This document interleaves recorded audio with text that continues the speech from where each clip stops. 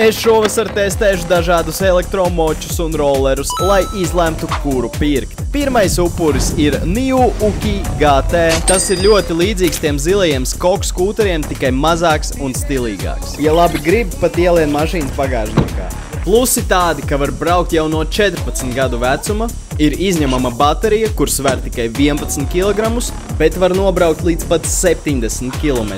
Man pa pilsētu tas šķita pilnīgi pietiekami, nereizi nesanāca to izlādēt vienas dienas laikā. Baterija uzlādējas 9 stundās un uzlāde izmaksā tikai 2 līdz 3 centus. Diezgan droši atstāju to noparkot uz ielas, jo tam ir iebūvēts GPS, kas aplikācijā rāda skūtera lokāciju. Pat tad, ja ir izņemta baterija. Vēl ir skaņas signāls, motors bloķē riteņus un aplikācijā nāk paziņojumi.